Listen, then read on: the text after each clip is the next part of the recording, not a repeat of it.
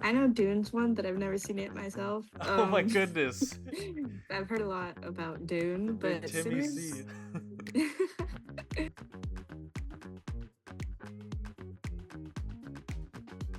Hey, what's up, guys? Welcome to our second interview here on Film Reel. Today we have Kaylene Moreno. She is a NVC film alumni student, just like myself.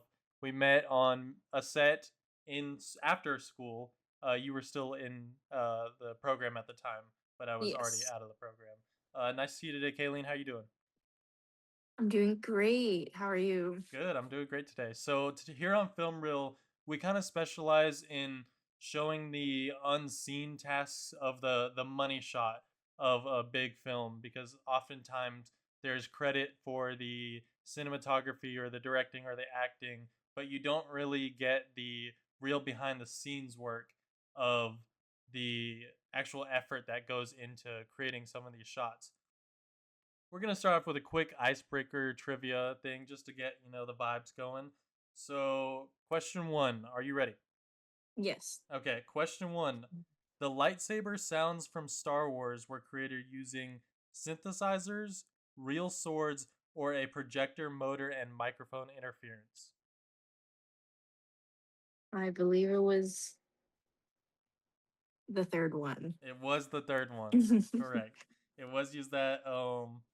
I couldn't really think of many more options on that, but when I looked that up, I was like, I didn't know that. I don't know if you did, but Yeah, I think they also use like power lines to make other like sound effects and stuff like oh that. dang, okay, I don't know. I could yeah, be wrong.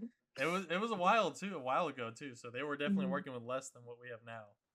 And then our second question is the dinosaur sounds in Jurassic Park were created using actual reptiles, animal recordings that they mixed together, or CGI generated audio.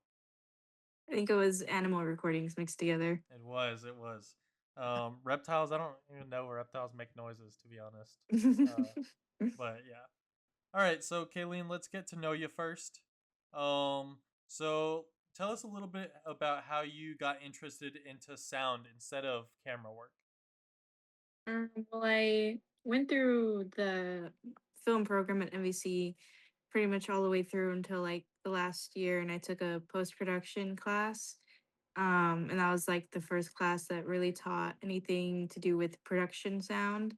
So that's the first time I really got into it. And that semester, I did a short film. I did sound for a short film who was also in the class, and I was like, well, this is fun. And it was really easy to learn. And I like how it's very like definite, factual, like you do it right in a certain way. You know how to like do it the best that you can. So I like that. Nice. Yeah, I remember we were talking recently. You're willing to sell your camera equipment to get more sound equipment. Tell us a little bit Mhm, about your mhm. setup. I'm running with a Zoom F8N Pro, and I have a Orca bag that it sits in. I wear a harness on me at all times. I have a K-Tech boom pole with a Sennheiser MKE 600 shotgun microphone. I run Sennheiser transmitters and receivers for lavaliers, and I power it all with like a lithium battery. But that's pretty much the setup. Do you know what your next big purchase is going to be? I just recently made a big purchase. I bought a blimp for my shotgun. Oh, nice. Um, so that was pretty cool. I think the next thing I would buy would be some more time code generators. Um, and probably like an upgrade microphone. Nice. Okay. So, what do you think people misunderstand most about sound departments? Mm. I think the most misunderstood thing is that it people think that it could be done just by one person. Um, it's not ideal just to have one person, but it definitely can be done. A lot of people do it. But like having a helpful hand, like here and there, goes a long way. I find myself often like running around with like my boom pole in my hand, and like I have one hand to like fix mics and stuff, and often I have to like have the talent like hold my boom mic so I could just fix their like microphones. And then like it's just a lot of things to carry in the setup. Like you like have a bunch of lavalier transmitters and the mics and then the concealers, and it's kind of just all there sitting on your pack. Um it's like one person, one department. Camera people have like three other people working with them, grabbing stuff, running. But sound like just has just you're just by yourself, and um, you often hear like waiting on sounds because they have to maybe run and go fix something in between takes, and um, yeah, I think that's the most misunderstood thing. Going off of that, tell us about maybe a set where it was extremely difficult to get a certain sound on set. Um, Not my most recent one, but the second was I was on Leyenda, directed by Jose, and there was a scene we were shooting in a house, a small house. It was old, and they had the camera on a dolly and very tight spaces, complicated lighting. So I was standing on a an apple box with like my boom pole going into the room through the top of the corner of the door frame, and um the camera was starting outside the room. So during it, I had to follow like the talent walk into the room, but still stay out of frame and not cast any shadows. And I also couldn't really see the talent once they went into the room, so it's kind of hard to like follow them. I've only seen one of them, so that was probably one of the harder things to capture audio for. Do you Just a remember lot of about how many movements. takes that took? I think we did like 7 or 8 takes, and there was only like maybe one good one. But But you there got was the good other. one, Yes, yeah, so yeah, that's what's important. yeah.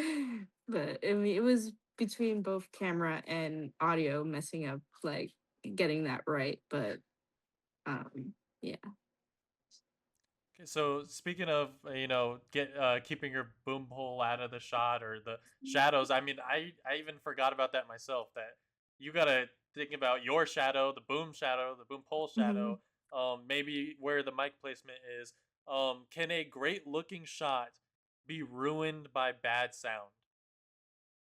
Yes, it definitely can. If the sound doesn't sound like clear, or the dialogue isn't clear when someone's viewing it, like it doesn't matter how good it looks. If they can't understand what they're seeing, like it's not gonna be good, like or enjoyable. Um, but yeah, I Do think you like as long as you have good sound design, clear dialogue, like anything could look good. do you see like any television shows or movie shows where you're like, oh, I know how they did that, or like you're nailing how they could have maybe messed that up? Hmm. I often like since after I started doing this, I like watch TV shows, and I could hear like the heavy edited dialogue, like the heavy noise reduction. I'm like, takes me out of it. And I'm like, I know, I know what was going on there. Do you have an example of a scene where the sound design was doing as much as the visuals in the storytelling? I think Frankenstein is a good example. The new That's one? very, yeah, the new one, a very visual, appealing, beautifully shot film.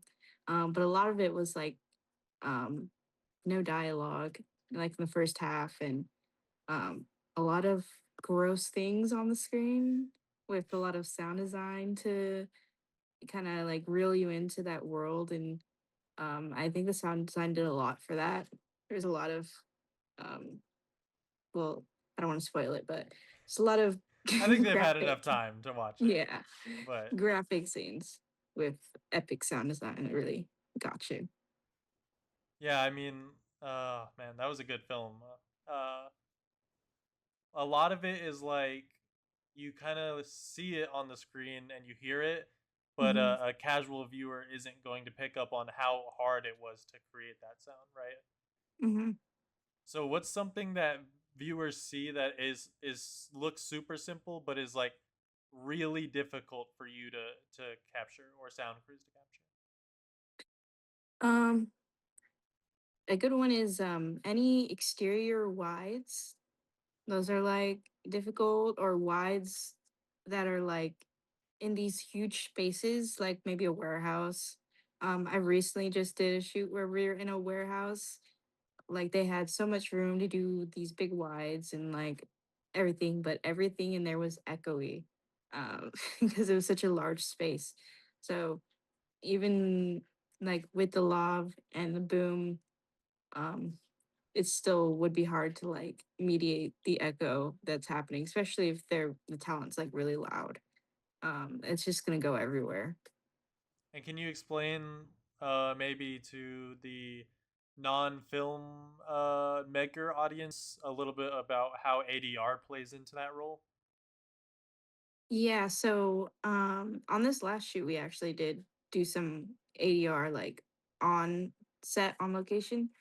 Um so like if we are too far away from the talent, like the shot's too wide, I've done everything I can to try to get the best audio, but maybe the shot is like them far away and they're walking. Like we could definitely like record ADR over that, and you can't really see their lips from that far away, so you won't be able to tell that it's ADR. um we originally just did a scene where a couple is walking in to the warehouse, but it's like a really wide shot. And so we just kind of recorded that after of their grunts and their like gasps, and then little dialogue here and there. Maybe not facing the camera, and you can get away with that.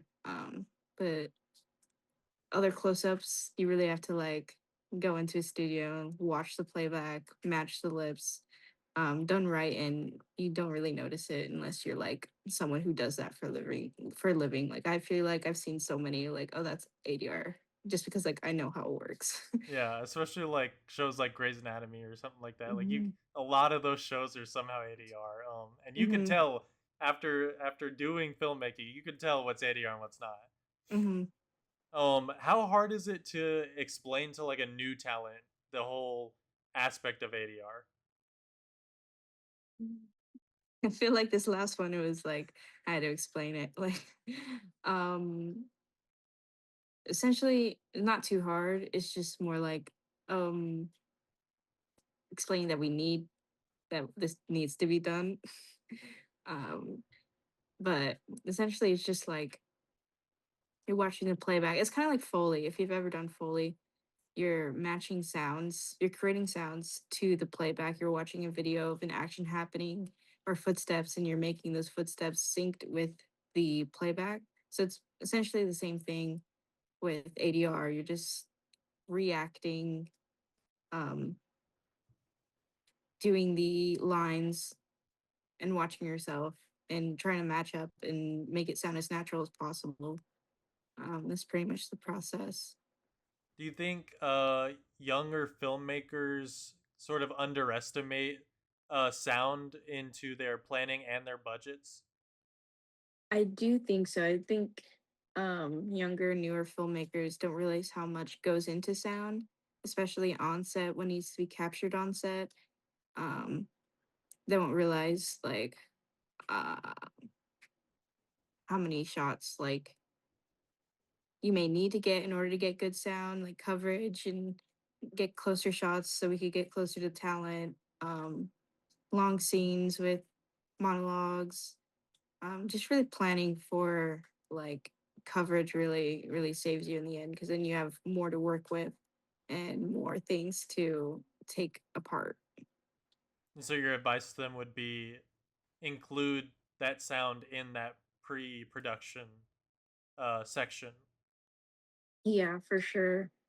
Really think about the shots you're getting, and um, think about where the boom operator is going to be. Is there room for them to be there?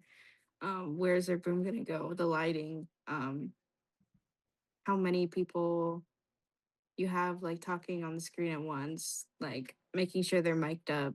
Um, yeah, let's just like, think ahead.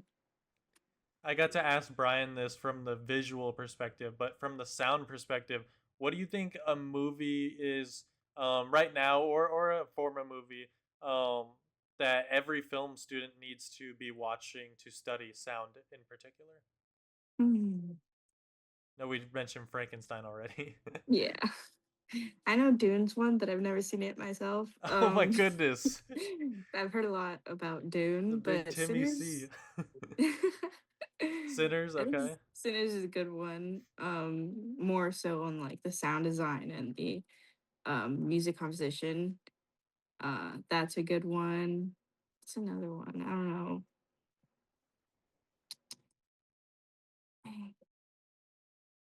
There's like a lot of good ones. I just Yeah. don't remember.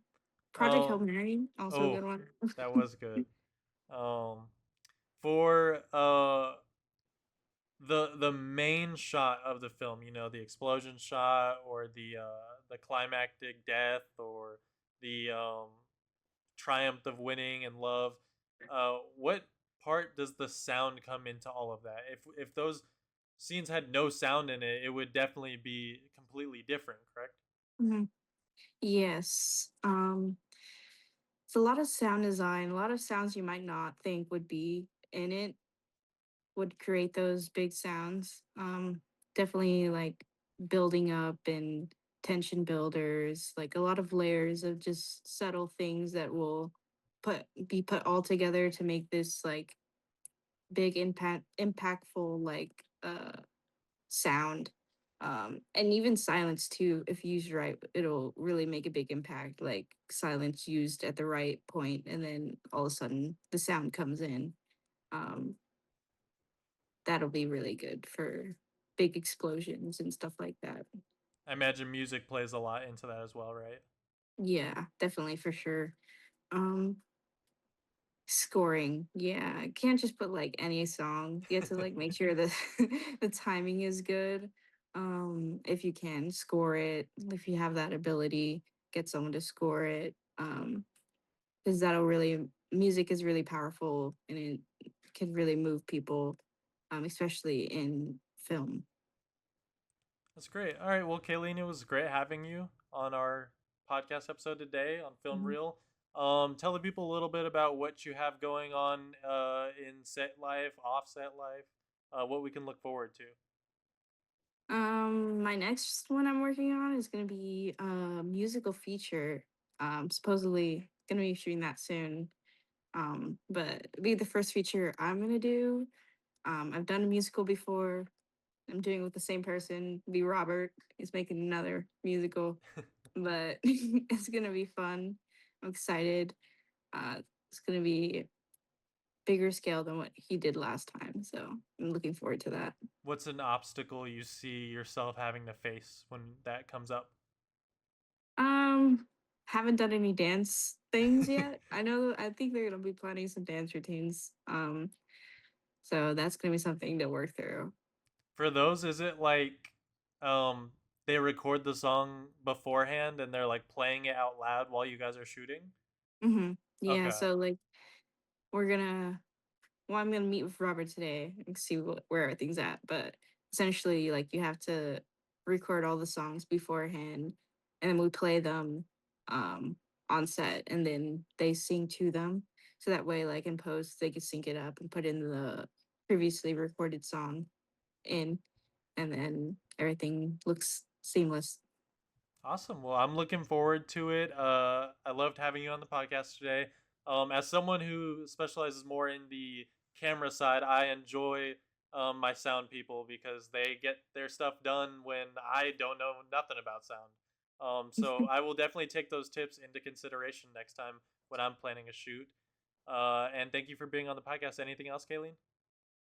No, nothing else. Just keep on enjoying films, Awesome. supporting films. All right. Thank you. Thank you. So there it is, guys. That was our interview with Kaylee Moreno. Great guest on the podcast. I appreciate her help and her wisdom today. I hope you guys got something from this. If you're working in the sound department or not in the sound department, you should have been able to take some good points from this. I'll see you guys in the next episode where we go over more of the budgetary aspects of what goes into creating that perfect shot.